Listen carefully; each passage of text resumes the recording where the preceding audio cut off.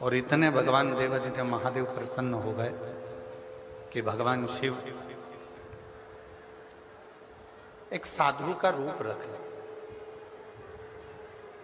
और भगवान शंकर साधु का रूप रखकर आज त्रिकारी की परीक्षा लेने के लिए चलते। और याद रखना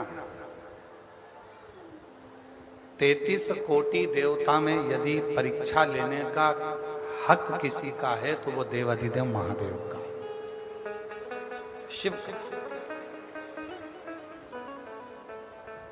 और रिजल्ट देने का भी अगर हक किसी का है तो वो देवादिदेव महादेव का। हमने पहले भी कथा में काज फिर कहते हैं, तुम मंगलवार का व्रत कर लो, बुधवार का कर लो, चाहे शनिवार का कर लो, चाहे इतवार का कर लो, कोई भी व्रत कर लो, तीज का कर लो, चतुर्थी का कर लो, अष्टमी का कर लो, नवरात्रि का कर लो, चाहे तुम जिसका व्रत कर लो, उस व्रत तुम किसी भी देवता का करोगे पर फल तुम्हें मिलेगा तो केवल शिव जी के पास आकर ही मिलेगा। व्रत तुमने किसी भी देवता का करा है, देवता भी फल देने से पहले शंकर जी से पूछते हैं कि इसने मेरा ये व्रत धारण करा था, पृथ्वी पर रहकर इसने व्रत किया था, इस व्रत का पुण्य फल आपको देना है। तब शिव जी उस व्रत का पुण्य फल निकालकर उसको देते हैं, शंकर का। ये उसी तरह चाहे तुम मौसी सास को कितनी भी चाय पिला लो, मौसी सास तुमको सोने की चेन नहीं देगी। देगी क्या? हो सकता है तुम्हारी मौसी सास दे दे। तुम मौसी सास को कितनी भी चाय पिलाओ, तुम बुआ सास के कितने भी पांव दबाओ, चाहे उसके पांव में तेल लगाओ, तो भी वो अपनी प्रॉपर्टी का हिस्सा नहीं। चाहे तुम मामी सास के पांव दबाओ, चाहे तुम चाची सास के पांव दबाओ, चाहे तुम ताई सास के पांव दबाओ, तुम चाहे किसी के भी पैर दबाओ, वो अपनी प्रॉपर्टी का हिस्सा तुमको नहीं देगी। केवल देगी, भले तुम सास का पांव मत दबाओ, भले तुम उसको चाय मत पिलाओ, तो भी वो अपनी हिस्सा मरते मरते देके तुमको ही जाएगी। वो चाहे तुम कैसे भी, तुम कैसे,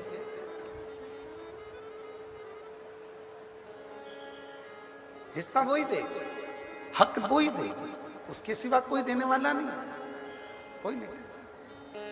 तुम चाय पिलाओ तो ठीक है, ना पिलाओ तो ठीक है, पानी पिलाओ तो ठीक है, ना पिलाओ तो ठीक है। उसी तरह तुम शंकर जी के मंदिर जाओ तो ठीक है, तुम शिव जी को एक लोटा जल चढ़ाओ तो ठीक है, तुम बेलपत्री चढ़ाओ तो ठीक है, ना चढ़ाओ तो ठीक है, तुम किसी भी देवता को भज लो, पर आखिरी में रिजल्ट तो शंकर जी ही बनाएंगे, सिग्नेचर उन्हीं के होंगे और रिजल्ट तुम्हारे हाथ में उन्हीं के माध्यम से आना होगा। क्यों? क्योंकि ब्रह्मा ब्रह्म लोक के देवता हैं और भगवान विष्णु वैकुंठ लोक के देवता हैं, इंद्र लोक के देवता हैं और मेरे देव अधिदेव महादेव इस मृत्यु लोक के देवता हैं। मृत्यु लोक का अगर कोई रिजल्ट बनाएगा, तुम्हारे स्कूल का रिजल्ट तुम्हारे प्रिंसिपल टीचर बनाते हैं। बोलो बोलो, सत्य है कि गलत है? तुम्हारे स्कूल का रिजल्ट कौन बनाएगा? तुम्हारे टीचर, क्लास टीचर तुम्हारे क्लास का रिजल्ट बनाते हैं, स्कूल का टीचर स्कूल का रिजल्ट बनाता है। उसी तरह पृथ्वी का रिजल्ट कौन बनाएगा? इस पृथ्वी पर जन्म लेने वाले जितने भी जीव हैं, जलचर हैं, थलचर हैं, वायुचर हैं, जितने भी जीव हैं, मनुष्य हैं, संसार के ये मानव, संत, साधु, सन्यासी, तपस्वी, साधक, उपासक, बैरागी, त्यागी, जितने भी संसार में जन्म लेने वाला, चाहे साधारण सा साधारण, कोई गरीबड़ा भी है, कोई अमीर भी है, कोई कैसा भी है, इन सब का रिजल्ट अगर कोई बनाएगा तो आखिरी में देवादिदेव महादेव ही बनाएंगे कि इसने कितना भजन करा, कितना पुण्य करा, कितना सत्कर्म करा, कितनी कीर्ति, कितना भजन, कितना कीर्तन, क्या करा इसने। आखिरी का रिजल्ट वही बना, कोई दूसरा नहीं।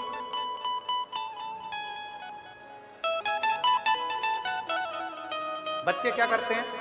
अब बच्चों से समझदारी सीख लो। बच्चे क्या करते हैं? मम्मी कितनी समझदार होती है, बच्चे की कोचिंग ट्यूशन कहां लगाती है? क्लास टीचर के। क्लास टीचर क्या क्यों लगाती है? एक दो नंबर अगर थोड़े गड़बड़ हो भी जाएंगे तो ये साल भर उसके यहाँ ट्यूशन जाएगा तो वो एक दो नंबर कहीं ना कहीं बढ़ा देगी। क्लास की टीचर है। इसीलिए आपसे निवेदन है, शंकर जी के मंदिर में ट्यूशन लगा लो, एक लोटा जल चढ़ाने रोज जाते रहोगे तो नंबर बढ़ाता रहेगा। ये कौन सा नंबर?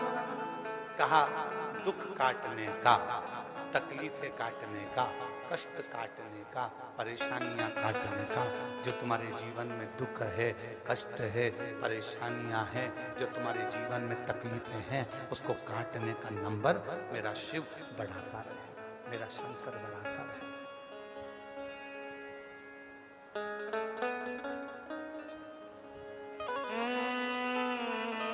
इसीलिए आप लोगों से पहले भी काज फिर कहते हैं, ऐसे दयालुनाथ से रिश्ता बनाइए,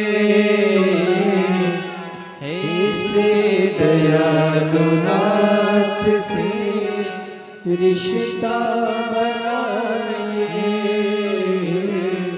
मिलता रहेगा आपको जो कुछ भी चाहिए,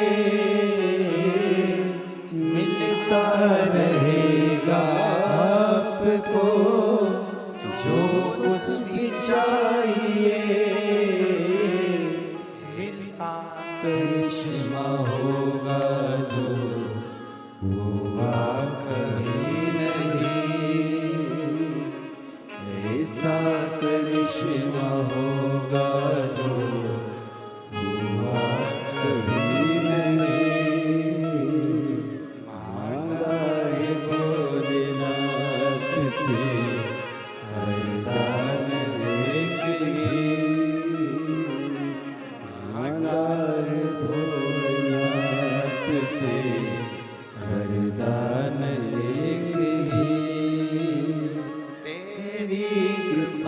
बनी रहे जब तक है जिंदगी, तेरी कृपा बनी रहे जब तक है जिंदगी। मांगा है भोलेनाथ से वरदान एक ही, मांगा है भोलेनाथ से वरदान एक ही। शिव कृपा कथा उससे संबंध जोड़ो।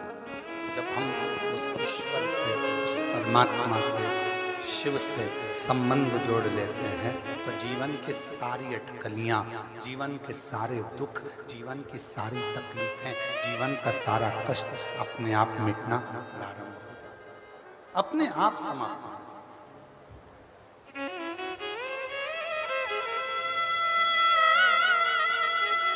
थोड़ा बहुत यदि अब कथा देखिए,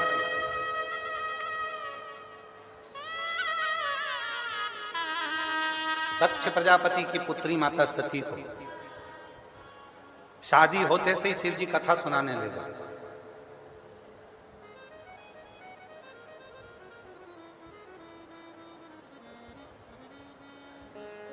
सीधे कथा सुनाने।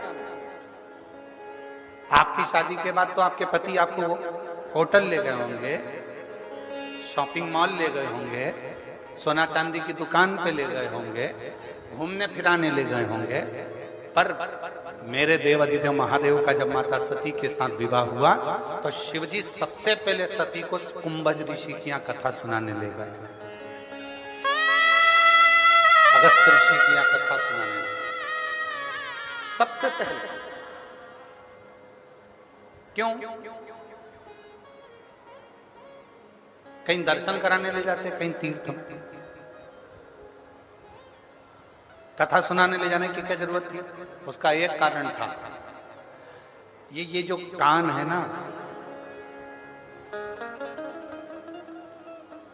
माता सती जब बचपन से शिव जी की साधना आराधना करती थी तो दक्ष प्रजापति उनको शंकर जी के लिए अपशब्द कहा करते थे, खूब आड़ा तड़ा करते थे, खूब निंदा करते थे। दक्ष प्रजापति भी निंदा करते थे, माता सती की बहनें भी निंदा करती थी शिव जी की। वो निंदा जो सती माता के कानों में भरा चुकी थी, उस निंदा के रस को शंकर भगवान सबसे पहले बाहर निकालना चाहते थे, इसलिए कथा सुनाने के लिए ले गए कि ये रस निंदा का बाहर निकल जाए। जब निंदा बाहर निकल जाएगी तो तू मेरी हो जाएगी, फिर संसार सागर तुझे ठीक नहीं दिखेगा, केवल शिव ही दिखेगा, केवल शंकर ही नजर आए।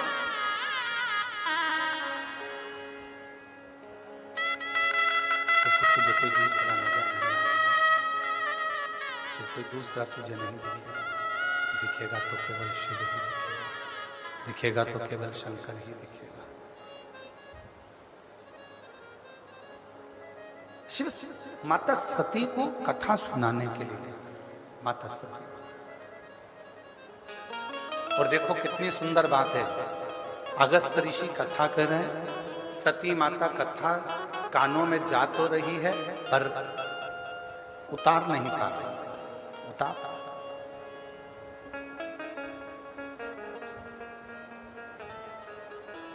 हम तो आपको धन्यवाद देते हैं, जितनी परीक्षा हमारी जिंदगी में हमने 30 साल में कथा देखी है और हर जगह कथा करने गए हैं और एक एक महीने में 3-3, 4-4 कथा होती है। जितनी परीक्षा हमने किसी कथा में नहीं देखी, उतनी परीक्षा हमने यवतमाल की इस कथा में देखी।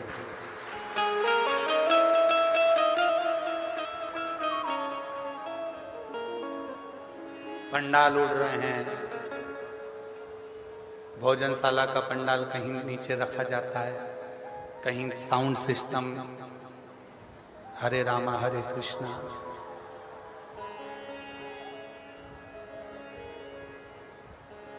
और बचा कुचा था तो 2-3 दिन से लगातार पानी, और पानी भी ऐसा कि अब यजमान जो समिति है बहिराम देव शिव पुराण सेवा समिति, इसने तो पूरी व्यवस्था करी है, पर पानी के आगे किसका जोर। ऐसा पानी गिरे, पानी भी ऐसा गिरे जैसे सावन और भादों का, गरज गरज के बरस बरस के। अच्छा, हमको तो ऐसा लग रहा था कि भगवान भी साउंड की टेस्टिंग कर रहे हैं, हमारा साउंड वाला तो गड़बड़ हो गए, तो भगवान सोचे कि मैं मेरा साउंड देखूं कहीं मेरा तो गड़बड़ नहीं हो गया, तो वो भी टेस्टिंग कर रहे थे। बिजली चमचा चमका चमका के, बिजली चमका चमका के देखा, टार्च मार मार के कोई गई कि नहीं गई घर। फिर देखा इंद्रदेव ने कि वो तो पंडाल में अभी भी बैठी है, तो कि एक बार फिर कर जाओ, फिर देखो बिजली चमका के, गई नहीं गई।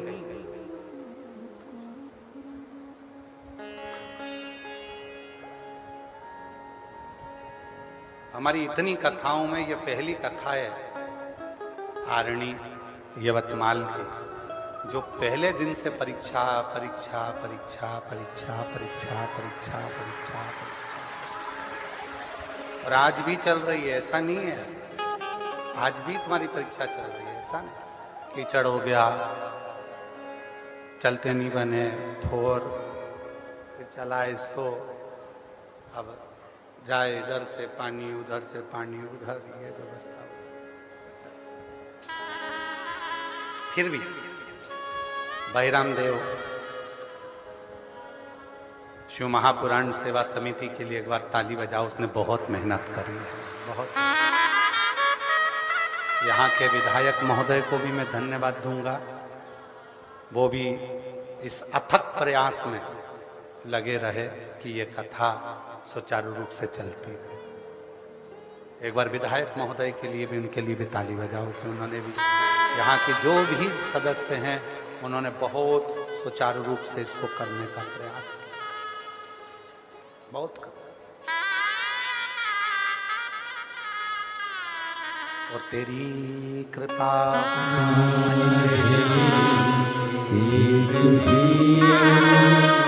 लेते हैं श्वास तेरी कृपा से, तनु तनु बखान क्या करूं मैं, लाखों के ढेर का छुट्टी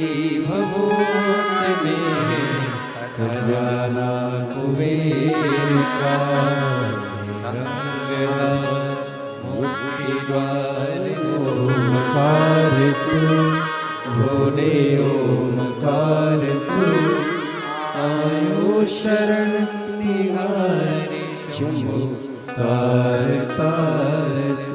बहुत परीक्षा ली, परीक्षा चालू। तो शिवजी ने त्रिकारी केवट की परीक्षा ली और शिव परीक्षा बहुत अच्छी लेते हैं और जितनी जितनी मेरे शंकर भगवान परीक्षा लेते हैं उतना उतना फल भी देते हैं।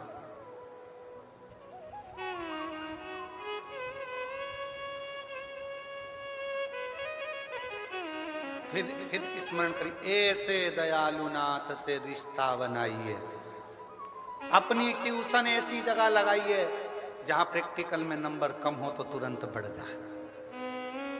हम पाप की गठरी हैं। संसार में जन्म लेने वाला प्रत्येक मनुष्य चाहे कितना बड़ा भी पद पर क्यों ना बैठ जाए तो भी उसकी जिंदगी में उससे पाप हो ही जाता है। कहीं नहीं होता तो 4 स्थान पर हर व्यक्ति से पाप होता है। पहला, झाड़ू लगाते समय अगर वो झाड़ू लगा रहा है उसके नीचे छोटे छोटे जीव मर जाते हैं जिसका पाप माथे चढ़ जाता है। दूसरा, पानी भरते समय, स्नान करते समय, कपड़े धोते समय, बर्तन धोते समय, बर्तन मांजते समय छोटे छोटे जीव मर जाते हैं, उसका पाप माथे चढ़ जाता है। तीसरा, अग्नि जलाते समय, अग्नि जलाएगा पतंगे जलेंगे, छोटे छोटे जीव जल जाते हैं, उसका पाप माथे चढ़ जाता है। चौथा, अपने घर से निकलकर कहीं जाता है, पांव के नीचे छोटे छोटे जीव मर जाते हैं, उसका पाप माथे चढ़ जाता है। चाहे कोई कितना बड़ा भी पद पर बैठ जाए, चाहे कोई कितना बड़ा भी महात्मा क्यों ना हो जाए, चाहे कोई कितना बड़ा भी संत क्यों ना हो जाए, चाहे कोई कितना बड़ा भी धनपति वैभवपति हो जाए और कोई कह दे कि मैंने पाप नहीं किया, ये हो ही नहीं सकता। 4 स्थान ऐसे हैं जहां पर हर व्यक्ति से पाप होता है। झाड़ू लगाते समय, चलते समय, स्नान करते, कपड़ा धोते, बर्तन धोते, अग्नि प्रकट करते, भोजन बनाते, अग्नि को सेकते, ये सब 4 स्थान पर थोड़ा ना थोड़ा पाप हर व्यक्ति से होता है। हर व्यक्ति के मस्तक पर पाप की गठरियां बंधी होती है।